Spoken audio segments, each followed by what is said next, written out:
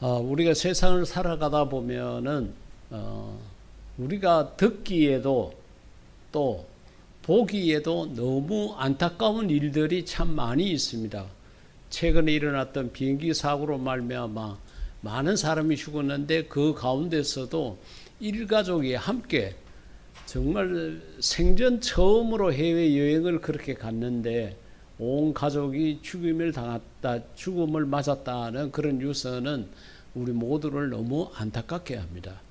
또 내가 때로는 안타까운 존재가 될 수가 있습니다. 다른 사람이 봤을 때 아이고 저거밖에 안 되나 뭐 여러 가지 모양으로 나를 보고 또 안타깝게 여길 수도 있습니다.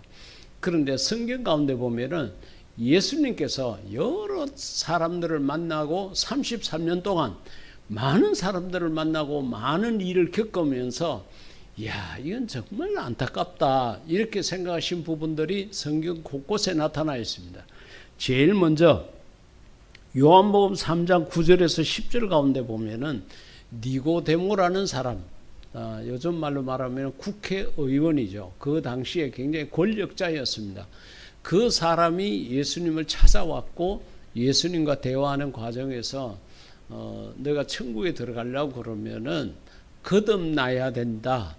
그렇게 중생해야 된다. 한문으로는 중생이라고 표현이 되고 또 영어로는 born again이라고 그렇게 번역이 되어 있어요. 그런데 우리가 우리말로 그렇게 하게 되면 거듭나야 된다는 거예요. 그 이야기를 듣고 이 니고데모라는 사람이 예수님에게 반문을 합니다. 사람이 한번 태어났는데 어떻게 또 어머니 뱃속에 들어가서 또 두 번째 또 태어날 수 있습니까? 거듭나야 된다 그러니까 어떻게 출생을 두 번이나 할 수 있느냐고 그렇게 물었습니다. 그런데 그 물음을 들으신 예수님께서 하시는 말씀이 너가 지도자가 돼가지고 너가 국회의원 정도 돼가지고 어떻게 그 말을 이해하지 못하느냐. 예수님께서 상당히 안타까워하셨습니다. 오늘 우리를 향해서 하나님께서 또 예수님께서 가시는 마음이 그럴 수도 있습니다. 너 교회 다닌 지가 얼마나 됐는데 너 직분을 맡은 지가 얼마나 됐는데 너 그거밖에 충성을 못하냐? 너 믿음이 그거밖에 안 됐냐? 이와 같이 말씀하시는 것과도 같다고 생각하시면 됩니다. 그래서 니고데모의 그 영성에 대해서 영적 수준이 너무 유치하고 마치 초등학생이 대답하는 것처럼 그렇게 했다는 거예요. 그걸 예수님께서 안타깝게 여기셨다는 거예요. 저와 여러분은 내가 교회 다닌 횟수만큼 내가 직분을 가진 자만큼 영적으로 성숙한 자가 되어서 예수님의 기쁨이 되시기를 주의 이름으로 축복합니다. 두 번째로는 마태복음 26장 23, 4절 말씀 가운데 보면은 가룟 유다, 이거는 교회를 안 다니는 사람들도 알 수 있을 만큼 이 이름이 굉장히 유명하죠. 예수님을 팔아먹은 자, 그렇게 되어 있습니다. 그래 이 가룟 유다가 예수님을 팔아먹기 전에 최후의 만찬이라는 그 자리에 있으면서 어떻게 하든지 예수님께서는 가룟 유다가 회개하기를 기다렸습니다. 마음속에 그런 마음을 일시적으로 가졌더라도 지금이라도 그 마음의 변화를 일으키면 좋겠다. 그것이 잘못된 것이라고 인정을 하고 마음을 돌려 먹었으면 좋겠다. 그런 마음을 갖고 몇 차례나 가룟 유다가 회심할 수 있는, 회개할 수 있는 기회를 예수님께서 제공해 줍니다. 그래서 이 본문 속에서도 보게 되면은 나와 함께 그릇에 손을 넣는 것, 그러니까 예수님께서 최후의 만찬 때에 바구니에다가 큰 빵을 담았습니다. 우리가 성찬식 할 때를 연상하시면 됩니다. 그 빵을 각자 이제 자기가 먹을 만큼 뜯어가게 됩니다. 그러니까 그 빵 바구니에 손을 넣는 자가 바로 나를 팔자다고 예수님께서 거의 가룟 유다를 지명해서 이야기하듯이 그렇게 이야기를 했습니다. 그런데도 결과적으로는 가룟 유다가 자기의 욕심을, 고집을 꺾지를 못했어요. 욕심의 울타리에서 벗어나지 못했습니다. 그래서 예수님께서 뭐라고 이야기를 하는가 하면은 나를 파는 그 사람, 인자를 파는 그 사람에게, 가룟 유다에게는 화가 있다. 그러면서 그 사람은 차라리 태어나지 않았으면 더 좋았다. 예수님께서 얼마나 안타까웠으면 저 인간은 태어나지 않았으면 오히려 더 나을 뻔했다고 그렇게까지 말씀을 하신 거예요. 여러분, 우리가 부모가 돼가지고 자식을 키우다 보면은 자식이 속을 썩일 때가 있죠. 그럴 때에 저게 자식인지 원수인지 이렇게도 생각을 하게 되고, 극한 생각 속에서는 내가 왜 쟤를 낳았지?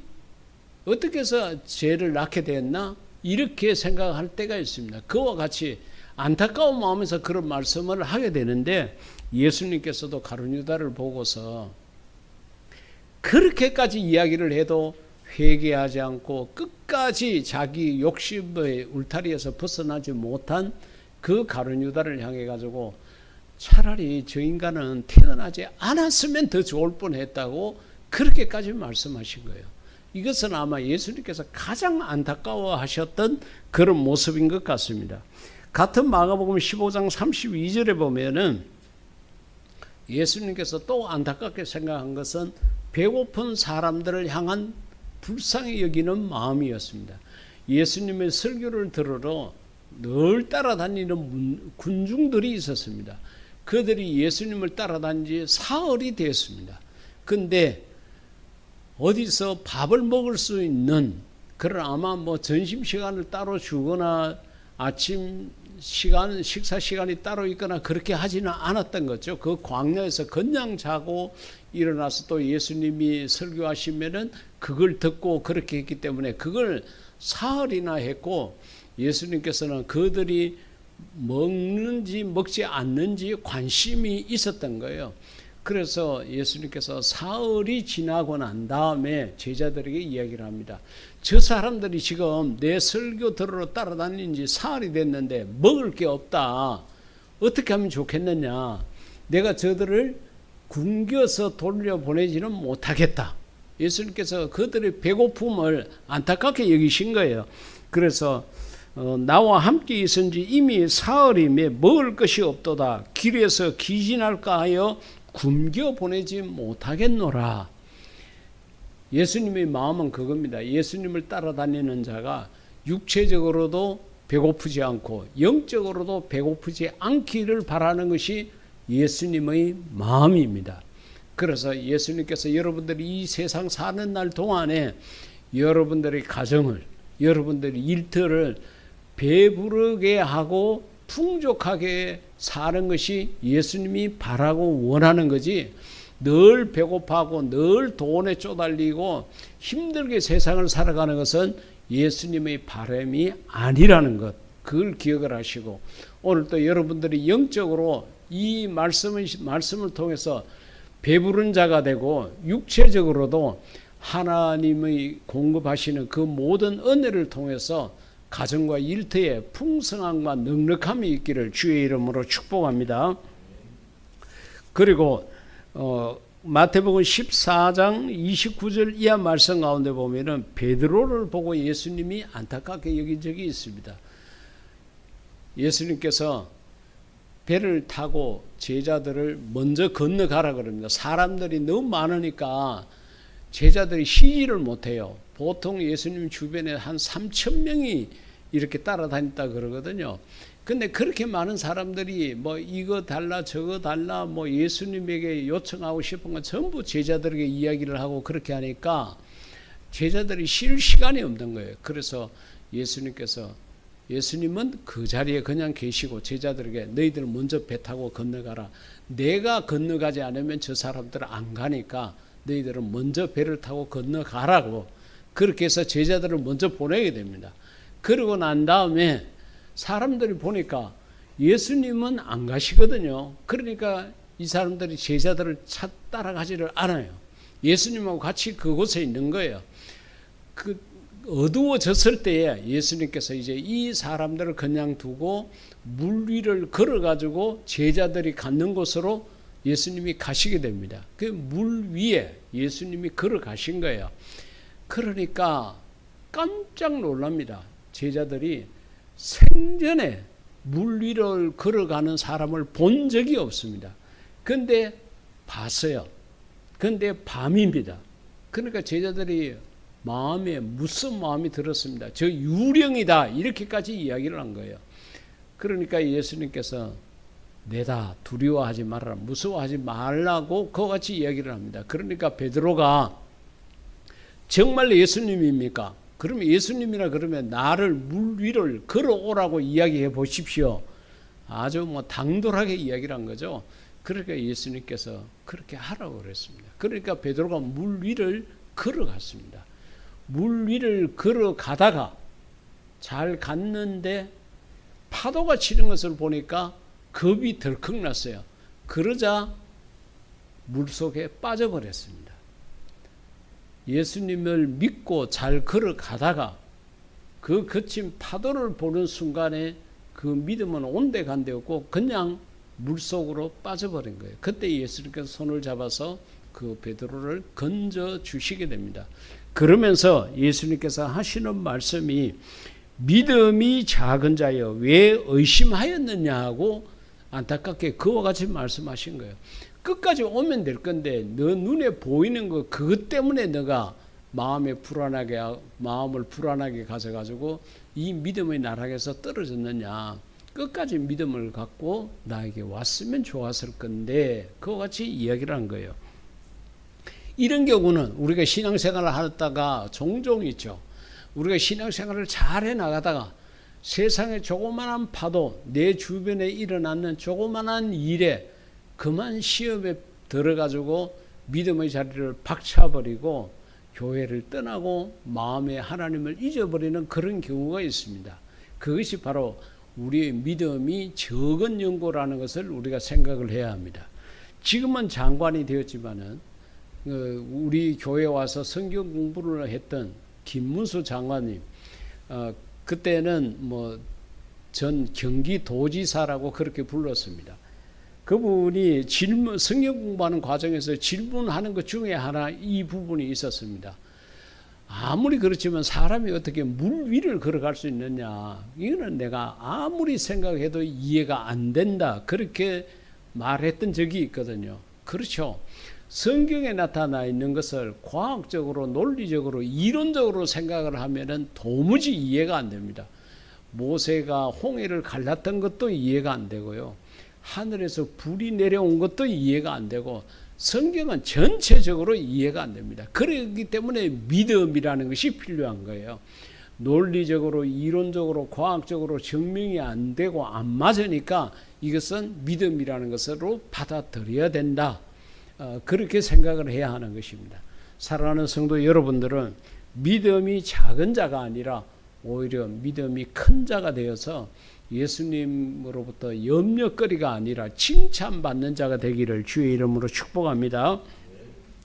그 다음에 마가복음 9장 34, 5절 말씀 가운데 보면은 제자들을 보고 예수님께서 좀 안타깝게 생각하신 부분들이 있습니다. 사복음서에 보면은 제자들이 예수님의 제자라 그러면서 할 짓 안 할 짓을 하고 사는 모습이 있었습니다. 그래서 때로는 스승이신 예수님을 욕먹이는 경우가 있었거든요. 그런데 이 마가복음 9장 가운데 보면은 제자들이 서로 이제 네가 크다, 내가 크다, 내가 잘났다, 그와 같이 마음적으로 교만함이 들었어요. 막 수많은 사람들이 예수님 따라다니고 자기네들은 그 예수님의 제자라고 그러니까 마음속에 우쭐한 마음이 들었던 모양이에요. 근데 그 제자들도 12명이나 되니까 이 12명의 제자 중에 내가 제일 크다, 그렇게 생각한 자가 있었습니다. 또 거기에 반문해가지고 아니다, 내가 더 크다, 서로 제자들 마음에 교만한 마음이 들어가지고 서로 누가 크냐라는 문제를 갖고 다투기까지 했습니다. 이 모습을 보고 예수님께서 하시는 말씀이 누구든지 첫째가 되고자 하면 무사람의 끝이 되고 무사람을 섬기는 자가 되어야 하리라, 그와 같이 말씀을 하셨습니다. 여러분, 우리가 교회 직분이라는 것, 이런 것 전부 다 하나님으로부터 받고 있는 모든 것들은 더 잘 섬겨야 되는 그런 자리인 것입니다. 목사가 제일 먼저 여러분들을 잘 섬겨야 되고, 그 다음에 우리 장로님들, 권사님들, 뒤에 이제 뭐 그렇게 안수 집사님, 또 우리 모든 교회 직분자들은 교회에서 내가 1등이다, 내가 크다가 아니라 내가 가장 먼저 섬겨야 되고 내가 크게 섬겨야 된다는 생각을 가지는 것이 성경적인 것입니다.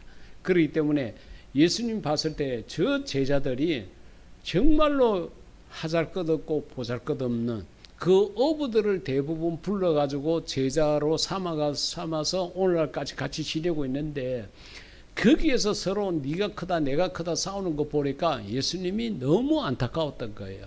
사랑하는 성도 여러분, 우리가 큰 직분을 맡았다 할수록 더 겸손해지고 더 많이 섬기는 그런 모습이 저와 여러분 속에 함께 있기를 주의 이름으로 축복합니다.